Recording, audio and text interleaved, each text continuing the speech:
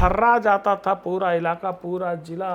Collector वगैरह सोते नहीं थे रात रात भर। अगर जिस जमाने में मायावती औचक निरीक्षण किया करती थी साहब, किसी बात पर उन्होंने डांट दिया, उनके हाथ में एक फाइल दबी थी और उन्होंने डाटा, फाइल जमीन पे गिर गई कि ये अधिकारी जब मायावती के पास जाते थे एकदम सर ऐसे झुका रहता था।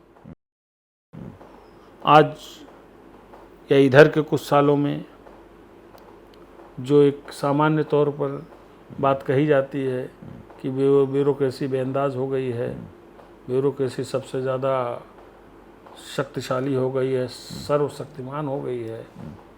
ब्यूरोक्रेसी को मैंने मायावती के कार्यकाल में देखा है साहब। हर व्यक्ति को अपनी जिम्मेदारी और जवाबदेही का पता होता था, जिम्मेदारी और जवाबदेही बिल्कुल पता होता था। और अगर वो दौर देखिए, अगर जिस जमाने में मायावती औचक निरीक्षण किया करती थी साहब, थर्रा जाता था पूरा इलाका, पूरा जिला। कलेक्टर वगैरह सोते नहीं थे रात रात भर, पता नहीं कहाँ आ जाएं, कब आ जाएं, क्या पूछ लें, और बड़ी तैयारी के साथ जाया करती थी। जो अधिकारियों का दबदबा इस सरकार में है, मायावती की सरकार में था?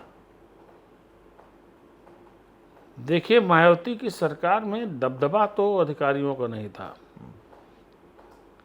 कुछ अधिकारियों का था। खैर, एक तो सर्वोच्च अधिकारी कैबिनेट सेक्रेटरी हुआ करते थे, और कैबिनेट सेक्रेटरी तो ऐसे अधिकारी थे, उनको सारे अधिकार दे दिए गए थे। मैंने तो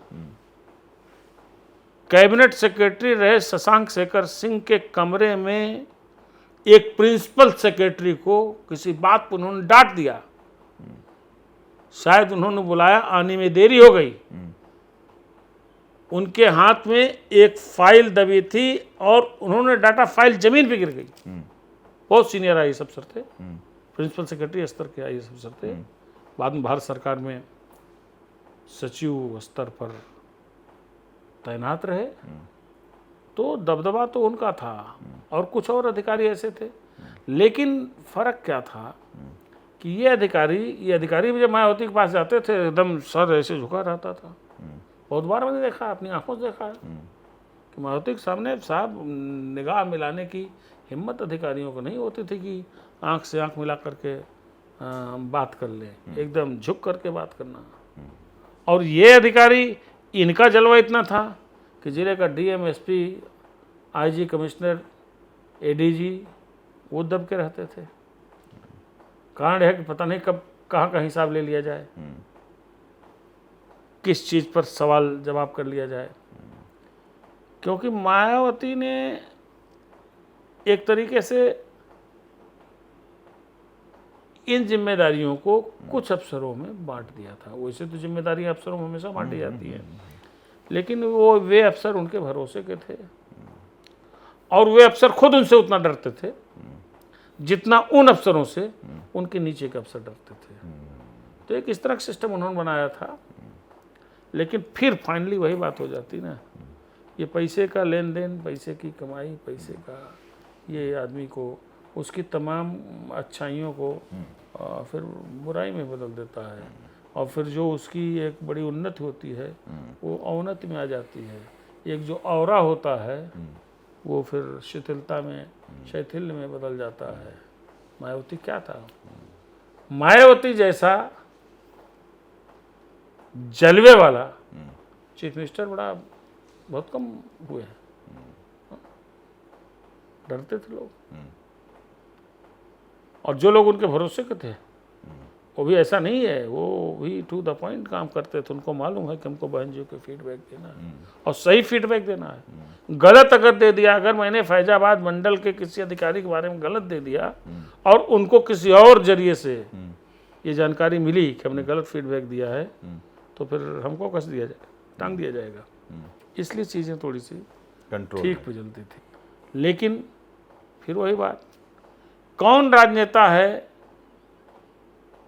जिसकी आर्थिक स्थिति गिनती कुछ सालों में कई गुना ज़्यादा नहीं बढ़ जाती, सबकी बढ़ जाती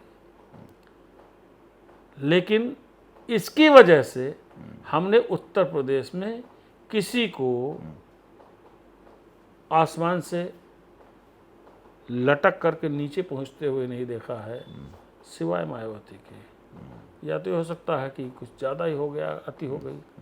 और आज भी उनके ऊपर यही इल्ज़ाम लगता है कि अगर पैसे की इतनी हवस नहीं होती, या इतने पैसे नहीं कमाए होते, या जांच का डर नहीं होता, तो शायद जो एक आत्मसमर्पण की मुद्रा की उनकी राजनीति पिछले कुछ वर्षों से देखी जा रही है, शायद ये नहीं होती। ऐसा कहा जाता है, उन्हीं की पार्टी से निकले हुए लोग कहते हैं, अपोजिशन के लोग कहते हैं, बहुत बार समाजवादी पार्टी के लोग कहते हैं, जन सामान्य में भी इस तरह की चर्चा होती है। उनकी पार्टी के खुद को लोग इस तरह बात को कहते हैं कि बहन जी तो आयरन लेडी थी, मजबूत लोहा लाट नेता, लेकिन इसी पैसे वाले ने कि पैसा बिना पैसा दिए मुलाकात नहीं होती है, टिकट वालों को सबसे पहले पैसा देना पड़ता है, चढ़ावा देना पड़ता है, फिर उनसे अलग चीज़, बहुत सी चीज़ें बाजार में आई और उसका असर भी देखा गया। जी। नोटों की माला पहनाई जाती थी, वो भी एक बहुत चर्चा का विषय रहा।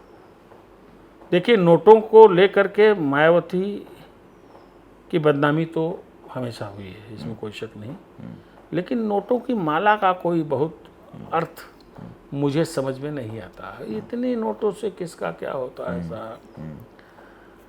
मायावती को खाली पैसा चाहिए, और ये आरोप हल्के और गलत ही ज़्यादा नहीं, ध्यान रखिएगा।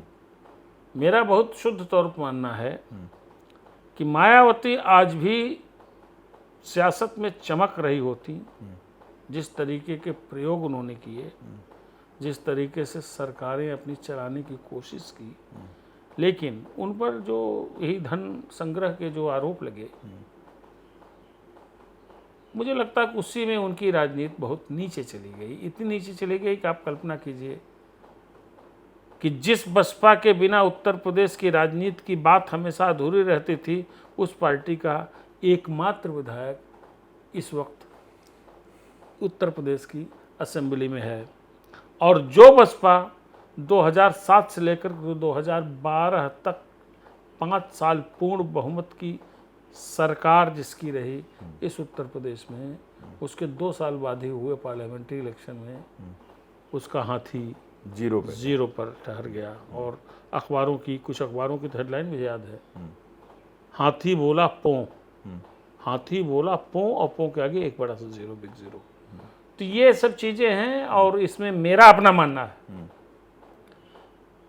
कि मायावती के इस पॉलिटिकल डिबैकल के पीछे अगर सबसे बड़ा कोई कारण रहा है, तो पैसे के प्रति उनकी आवश्यकता से अधिक आसक्ति सबसे बड़ा कारण रहा है। अब सच्चाई क्या है, हालांकि एक बात ये भी देखिए कि राजनेता कितना पैसा कमा लें, कितना मुकदमे हो जाएं, और लेकिन मुझे लगता है कि मायावती के भाई आनंद कुमार के प्रतिष्ठानों पर मात्र एक बार इनकम टैक्स का छापा पड़ा। इसको भी उत्तर प्रदेश की राजनीति से बहुत गंभीरता के साथ जोड़ के देखा जाता है।